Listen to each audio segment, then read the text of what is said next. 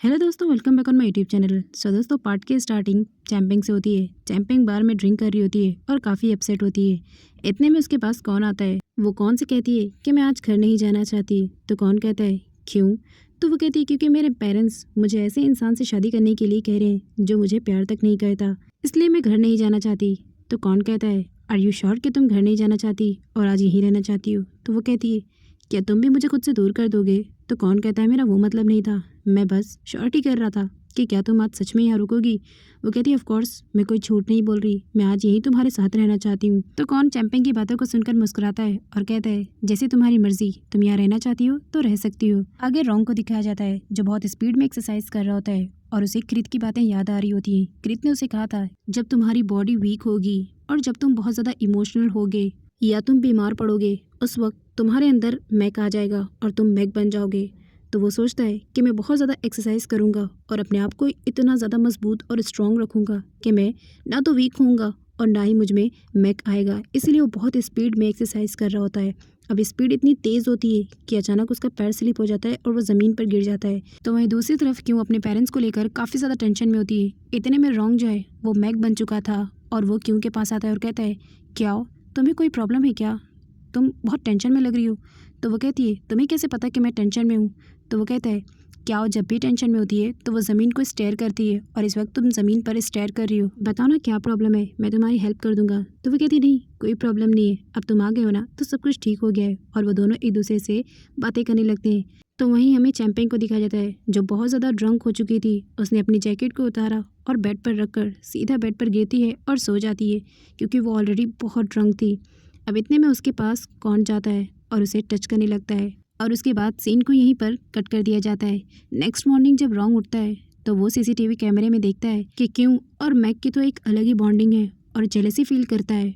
और उसके बाद वो गुस्से में ब्रेकफास्ट टेबल पर जब बैठा होता है तो नी जब आती है तो वो उससे कहती है भाई अब थोड़ी प्रॉब्लम में लग रहे हो, कोई बात है क्या। तो वो कुछ नहीं बोलता। जब वो उसे सॉल्ट पास करने को कहती है तो वो गुस्से में सॉल्ट भी पास नहीं करता।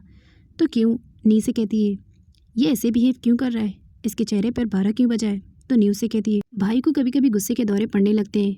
तो क्यों से कहती है ठीक है उसे इग्नोर करो, शायद वो हमारी टेंशन पाने के लिए ऐसा कर रहा है। तो रोंग को गुस्सा जाता है और वो क्यों करने वाला ज़मीन पर अपनी पावर से फेंक देता है और उसके बाद गुस्से में उसे देखने लगता है।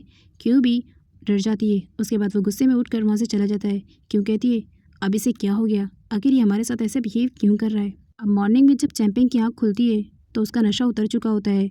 तो वो सोचती है ये मैं कहाँ हूँ। फिर उसे याद आता है और वो जैसे ही उठकर बैठती है तो सोचती है कि कहीं कौन ने मेरे साथ कुछ गलत तो नहीं किया, हम दोनों के बीच कुछ हुआ तो नहीं। और फिर वो उठकर जाने लगती है। बट इतने में कौन उससे कहता है कि तुम रुको, मैं तुम्हारे लिए ब्रेकफास्ट मंगा देता हूँ।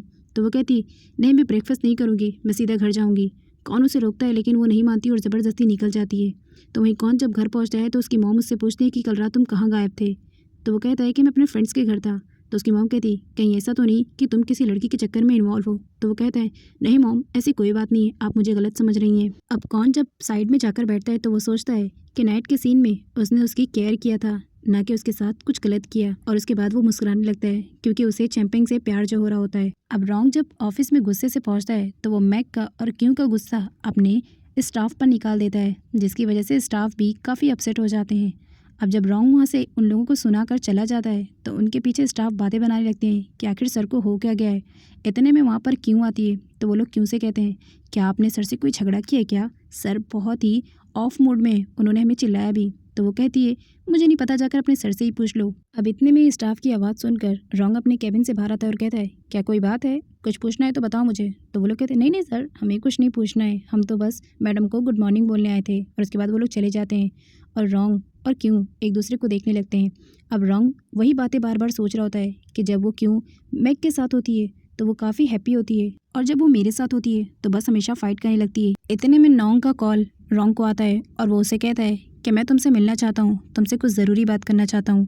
तो रोंग उससे कहता है मुझे तुमसे नहीं मिलना और ना ही कोई बात करना। बट वो बहुत ज़्यादा इंसिस्ट करता है तो रोंग मान जाता है और कहता है ठीक है।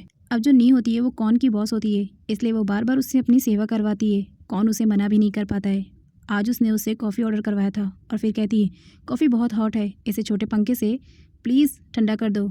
वो उसके सामने फ़ैन चला रहा होता है। फिर वो कहती है मेरे फेस पे कर दो, और जितने अदर कस्टमर होते हैं वो उन दोनों को देखकर ये सोचते हैं कि ये लोग गर्लफ्रेंड और बॉयफ्रेंड है। कौन काफ़ी एम्बैरस फील करता है, लेकिन वो बॉस होने के नाते नी को कुछ बोल नहीं पाता।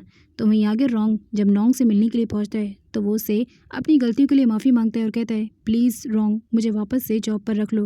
और उसके बाद कहता है पिछली बार जब कंपनी में स्ट्राइक पड़ी थी तुम्हारे डैड के टाइम पर, तो मैंने उनकी बहुत हेल्प की थी, तो प्लीज़ मुझे उस नाते से ही वापस से कंपनी में रख लो, मैं इस बार कोई गड़बड़ नहीं करूँगा। तो रोंग उससे कहता है तुम मुझे बार बार अपने एहसान याद मत दिलाया करो, क्योंकि उससे तो मुझे तुम पर और शक होने लगता है। इतने में नोंग रोंग के कदमों में गिर जाता है और कहता है प्लीज़ मुझे माफ़ कर दो और मुझे जॉब पर रख लो। तो वो कहता है मैं तुम्हें जॉब पर तो नहीं रखने वाला, लेकिन जब से मैंने तुम्हें जॉब से निकाला है तब से मुझ पर 2 अटैक हुए हैं।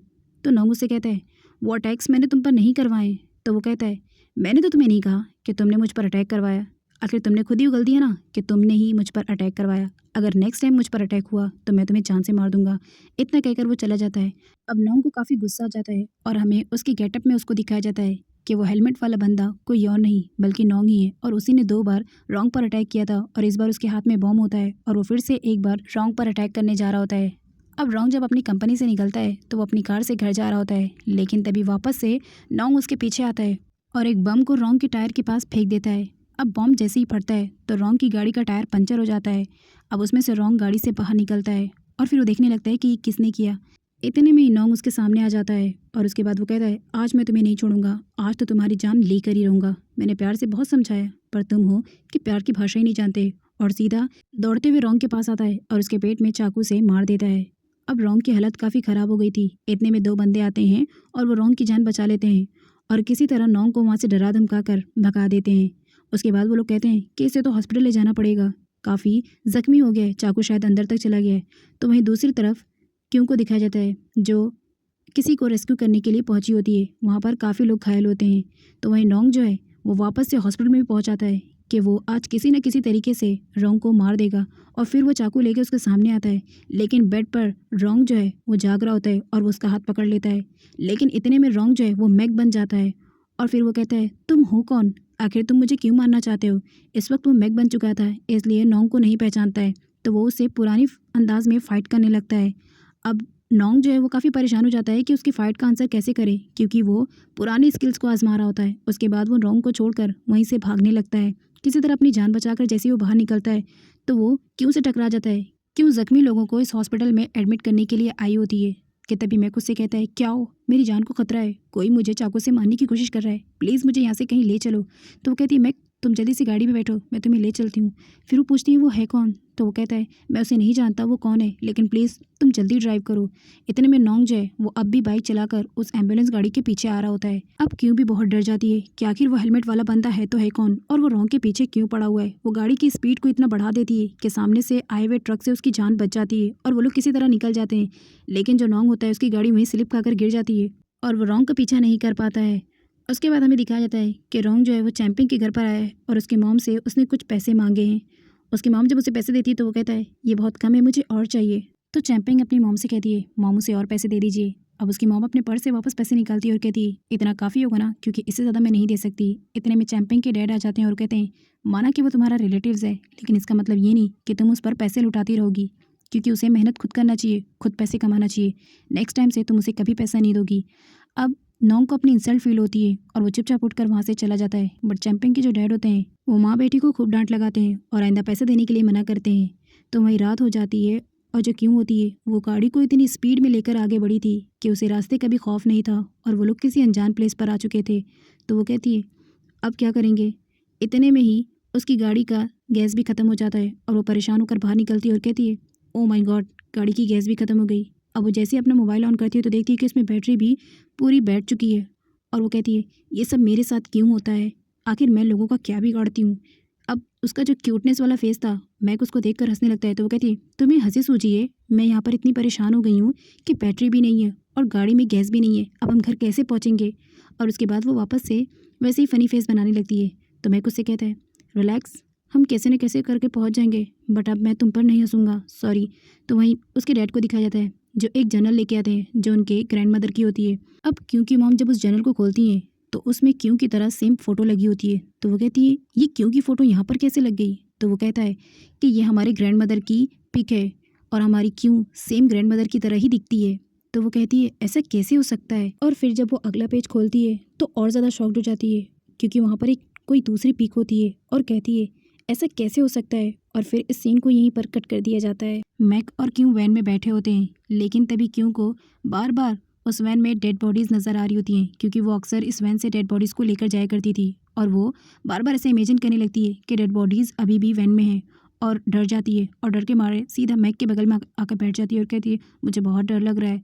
तुम्हें डर लग रहा है क्या? तो मैक कुछ नहीं बोलता। उसके बाद वो मैक का हाथ पकड़कर वहीं पर रिलैक्स करने लगती है और फिर कहती है पता नहीं हम लोग कब घर पहुँचेंगे। दूसरी तरफ मैक का हाथ उसने पकड़ा था, जिसकी वजह से मैक काफ़ी शाय फील करने लगता है और ब्लश करने लगता है, क्योंकि मैक अपने क्याओ के साथ जो था। ये पार्ट तो यहीं पर एंड हो जाता है। बाय द वे गाइस, आप मुझे बताइए कि आपको इन दोनों की लव स्टोरी अच्छी लगती है या फिर क्यों की लव स्टोरी रॉन्ग के साथ अच्छी लगती है। ये दोनों बॉयज़ तो एक ही पर्सनैलिटी के हैं। बाय द वे, आपको कौन सा पसंद है मुझे कमेंट करके ज़रूर बताएं। एंड अगर आप लोगों को मेरी वीडियोज़ अच्छी लगती हैं तो वीडियो को लाइक, चैनल को सब्सक्राइब एंड वीडियो को शेयर ज़रूर करें।